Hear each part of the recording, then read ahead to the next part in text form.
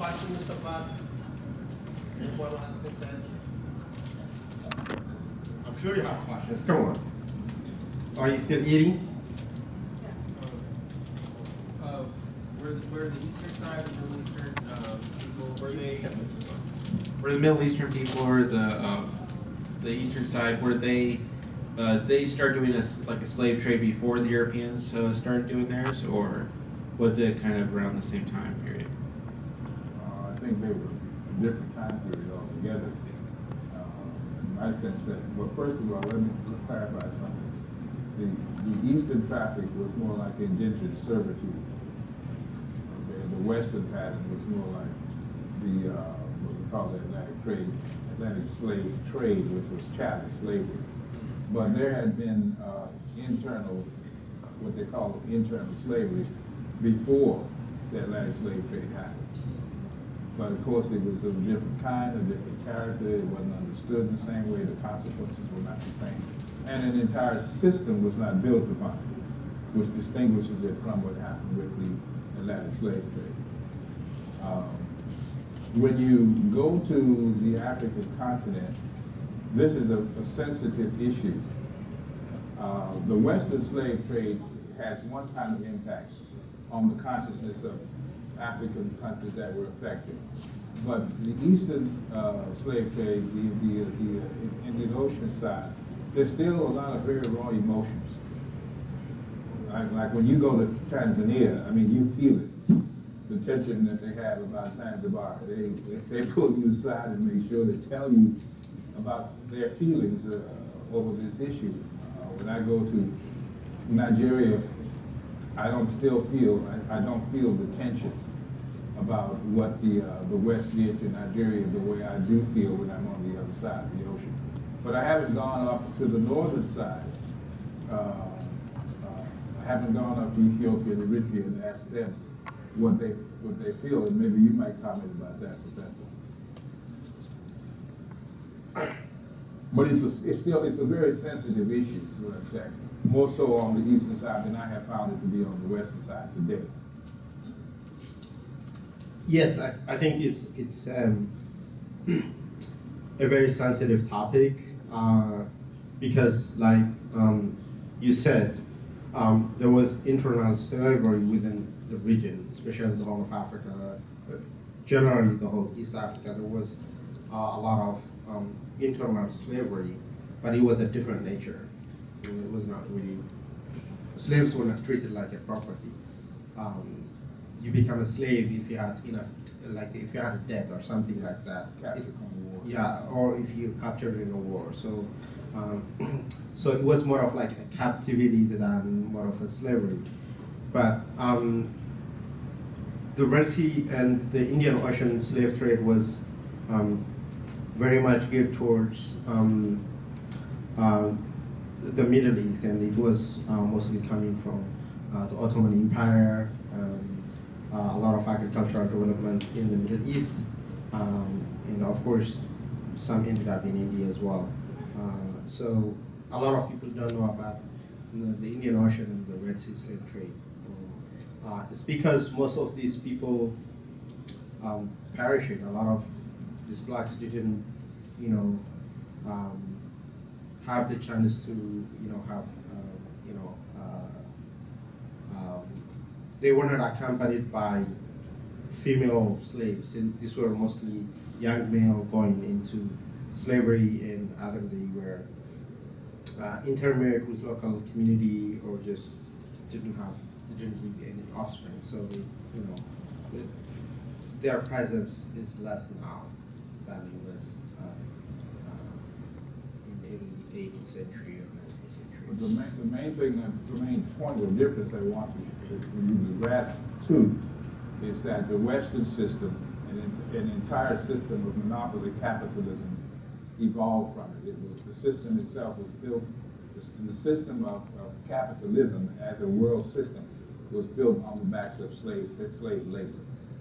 That's what I'm saying, and that there was no counterpart to that on the eastern side of the internal slavery. But western side, chattel slavery built an entire social system, which today we call capitalism, which we still know about today.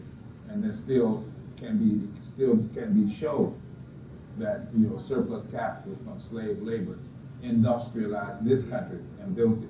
So there's similarity of words, but the reality of what happened is not the same. The same thing I might add about the biblical story of slavery, which we all were taught from little children, right? But the objective reality is that the Hebrew children were paying off a debt. That was more like internal, what you call internal slavery, because Ramses, who was the king at that time, they came to Egypt saying, we're starving, basically. We have no food. And he said, well, we give you food. Just pay me back when you can. And they ran out of the ability to pay the debt back. They had no cattle, they had no land, they had no jewelry. They had nothing to pay the debt back that they owed him for the food he had provided them with. And so what happened is that they provided their labor. And so, but they mythologized that as slavery to the great pharaohs of Egypt. And in part that's because of this peculiar relationship, I think, that existed between the Hebrew children of Israel and Egypt itself. But it was not the same thing as chattel slavery here, but it appears that that interaction was intended to pay off the debt that they had nothing else but their labor to resolve that debt with. Now, some people may quarrel with that interpretation at the level of what happened to them in human terms. And I don't doubt that any form of bondage is bad for any human. I'm opposed to bondage, period. And I think that's a bondage that I would have preferred not happen, but I don't prefer that any bondage happens to any people, just like I don't prefer that war happen for any people. But I just want to make the technical distinction between systems of internal slavery, which are designed to pay off a debt, or you're the result of capture the result of war or something like that, but you can obtain your freedom. Whereas in the chattel slavery system that happened with Europe and the United States, you know, that's different. You were actually owned by the slave master and had no rights at all. Your name, your culture, your religion, your history, you had no rights whatsoever. You were the property of somebody else. And just imagine that in your head. Somebody else owns you. They literally own you and can tell you everything to do with your life. And if you didn't do it, you were subject to severe reprimand and punishment. That's chattel slavery. But the other, which we call internal slavery, is also internal servitude. And when some Europeans came to America in the early days, when they came from Europe, they also came as under internal servitude. That they were not chattel slaves. And this is many Europeans that come as indentured workers, they call, which meant they got an opportunity to work off their debt, and they were no longer bonded by that debt. So it's a difference. Whenever you hear about slavery, you need to always ask, what form of slavery was it? What kind of slavery? And is it the same thing that we say here?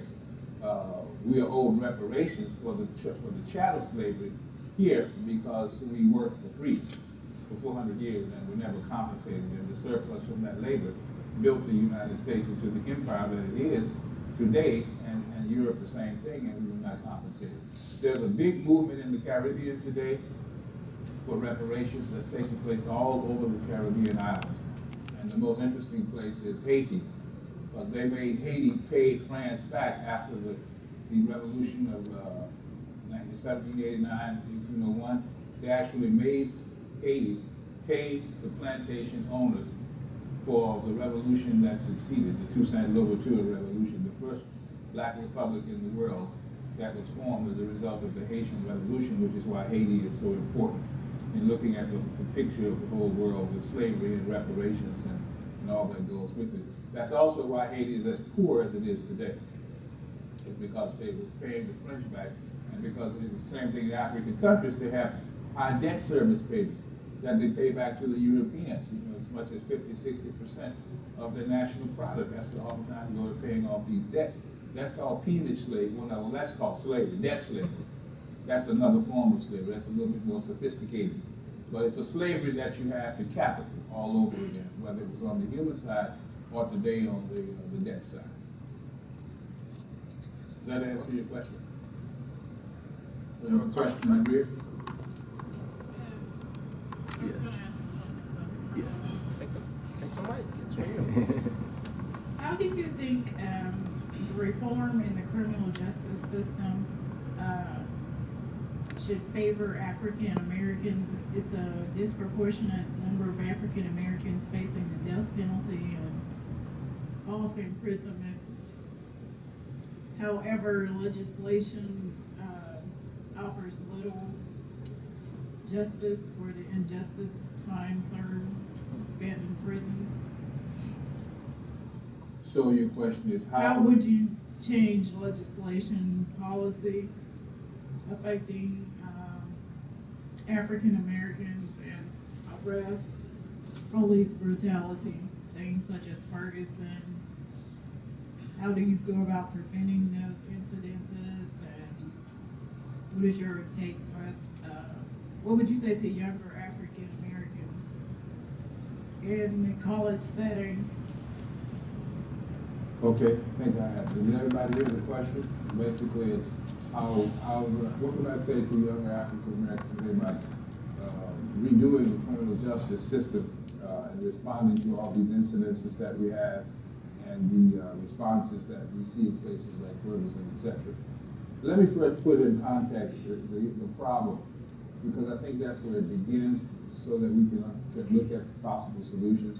You know something called the Omnibus Crime Act that was passed in, what was it, 1992, between 1992 and 94? Who was the president of the country at that time? Huh? It was who? Yes, it was he. It was William Jefferson Clinton.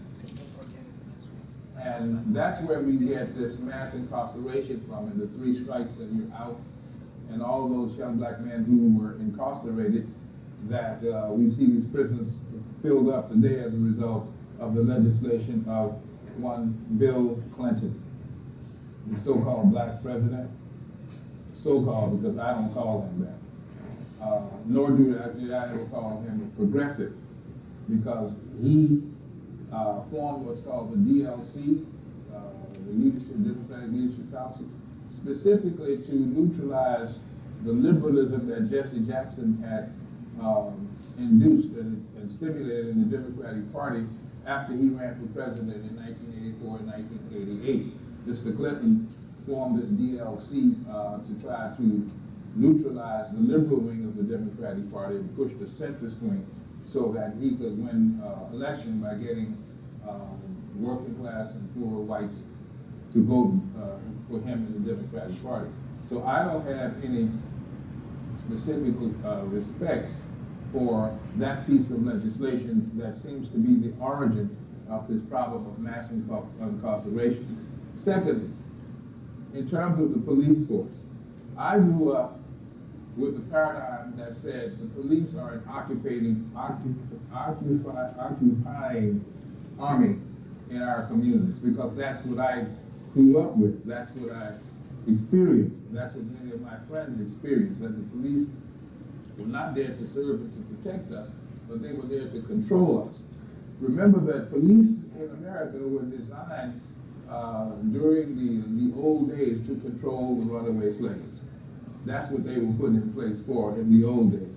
Now I'm giving you all that backdrop because you first have to understand the mindset that goes into this attitude that police can just randomly attack you if you are black, and especially if you are black and male. But there is a mindset that leads police to that behavior. Not all police have that mindset, but there are some in this country who do believe that if you're black, first of all, you know, that you're inferior, that you're a threat, and that your life does not mean as much as the other person's mean. Namely, it doesn't mean as much as a white person's mean.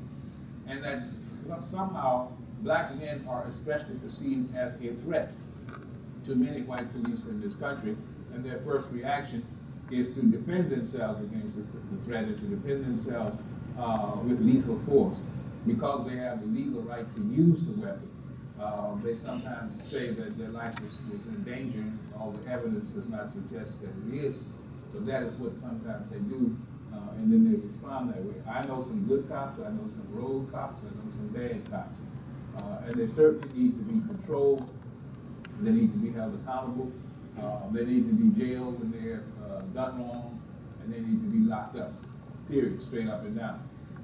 So that to me is a background perspective on it. Now, what should we do today, given all what the background tells us about the nature of who the police are and what they've done? Several kinds of things suggest themselves. One, there ought to be minimally, this is minimal, civilian review boards with subpoena powers. In every community, there should be the citizen capacity to monitor what police forces do, to have the power to call them to the table under oath and to press charges against them. Number two, the current system of prosecution is false because the DA's office usually will not charge police. They will defend police, but they usually won't charge them. And so it's like you have the same people who are on your team working in your behalf to exonerate you and to prove that your life was somehow in danger.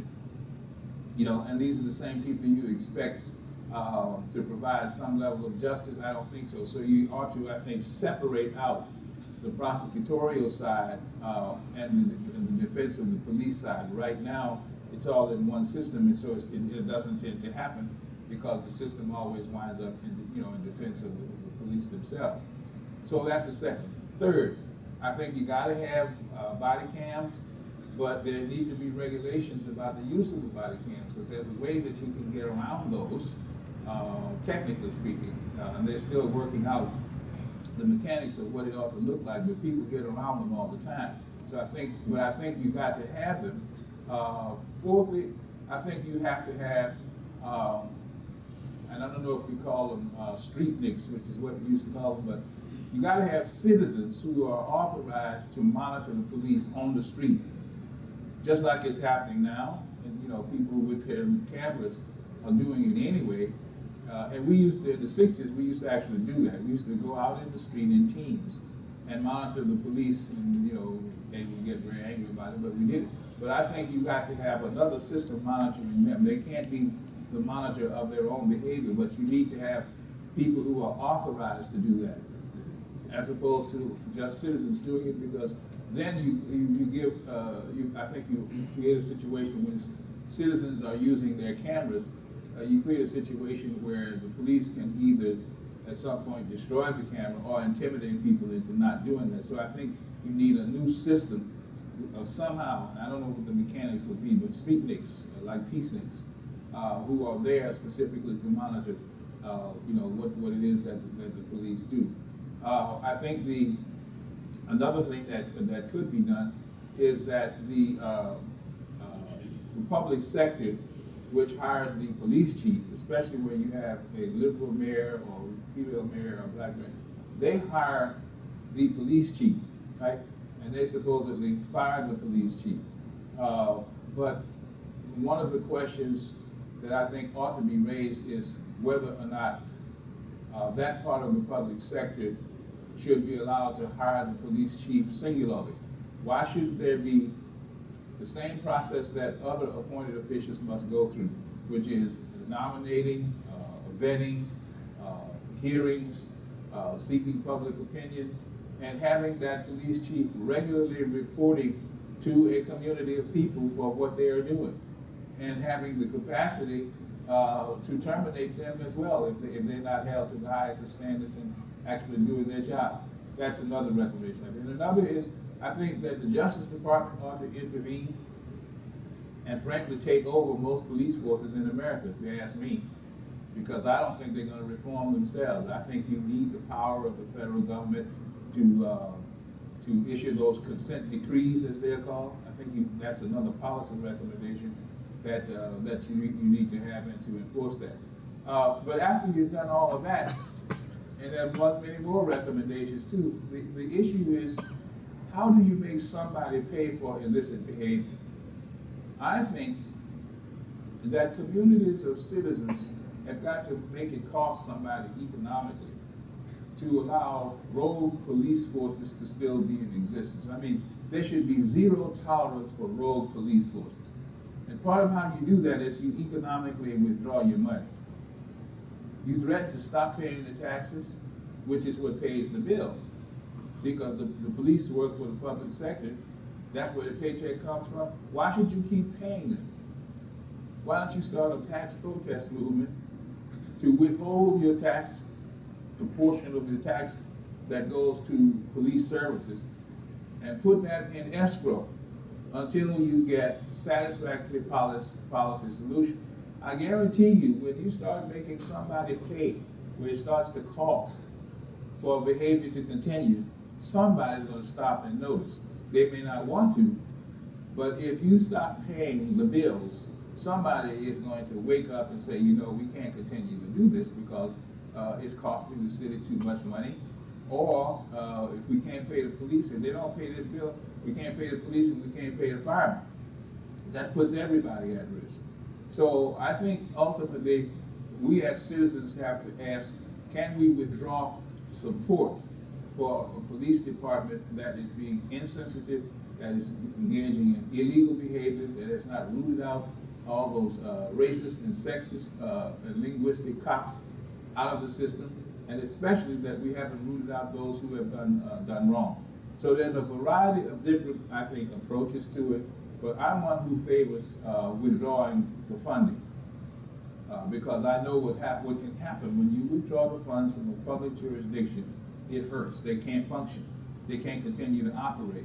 And so that's, to me, the ultimate hammer that the public has, because we, the public, are the ones who are paying the bills, and we got to try to figure out how to keep them accountable. Do we need police and fire protection? Absolutely we do, no doubt about it, because that's a vital function for a public to operate intelligently and sanely, because there are those out there who would take advantage of you if they didn't know that there were police who would intervene and put their lives online to protect you. So we need to have police, but we need to have the right kind of police. And I know a lot of good police, but I also know the other side of that story. And it's the other side of the story we've got to get at. And we've got to strike down all these laws that lead to mass incarceration. We've got to reduce the penalties for minor offenses. You have to deregulate marijuana use, you know, and all those other substance-related kinds of problems that have so many of us locked up. We've got to provide much more mental health services and public health services to patients, etc. So it's a comprehensive intervention, in my opinion. It's not just one thing. There's no magic bullet that'll solve it, but we have to do many, many things to solve it. I'm afraid, being in Texas, I'm not a Texan, but I'm afraid because these people can walk around, you know, like they're in the Wild Wild West with their pieces, you know, on their hip. And I'm afraid, you know, when they may use them, because you don't know. I know when I first came here and saw people riding horses with their 6-shooters out of there, boy. I said, I ain't your boy in the first place.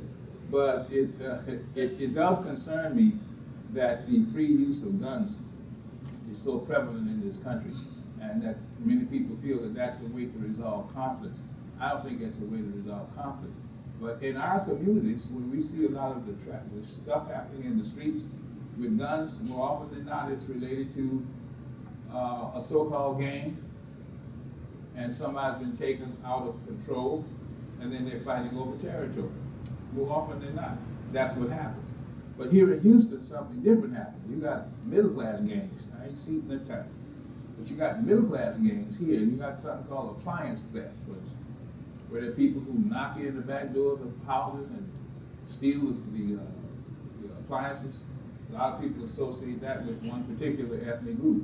But you know, you have those kinds of crimes, and you have a lot of management of the street traffic that takes place in middle-class neighborhoods. They don't do the retail side, and they do the management side. So you got the retail people over here who are buying the stuff off the street, and the people who manage it living in nice big middle-class neighborhoods that you would never suspect as engaged in criminal enterprises, but you always hear about some bust happening up in some neighborhood that you say, wow, that's a high-priced neighborhood. How did that happen over there? But in Houston, you have a different kind of system for doing that. And some people think that law enforcement has to know about all of this in advance, and which means somebody's on the tape for it to happen. I don't know if that's true or not. But I'm saying you have a lot of other issues here that I don't find in other places, but there is still the same dynamic about controlling the police and the public sector that is responsible for them, and trying to make them subject themselves to the public trust, because I think they have lost it. As far as the young people are concerned, I'm glad to see this movement. I'm very glad to see the movement, and we always say that old people counsel so young people can wage the war, which means being out there in the streets is something that younger people always tend to do. I did it in my day. I ain't doing it no more like that though.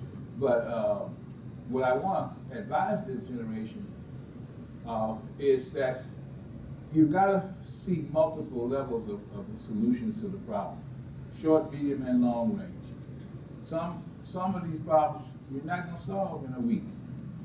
It's going to take a much longer time. It's going to require a lot more patience. And I advise you to consult with your elders. I know we don't know a lot, and we certainly don't know what you all are going through with your experience, but we have some ideas about some things. We got a little bit of wisdom that we can share, and we'd like to make ourselves available to you. So I would like to invite you into consultation with your elders who have been through struggles and who can share some of their ideas with what happened, as we also try to learn and understand more of what your generation has got to say. But I applaud your generation for what it is doing.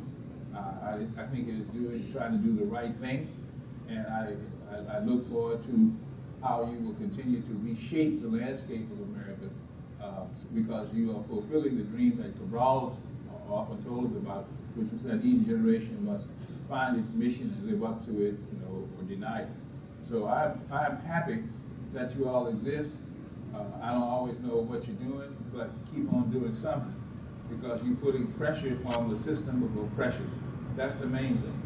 You say no to continued oppression and exploitation. But I also want to say, don't you ever rationalize or glorify criminal behavior.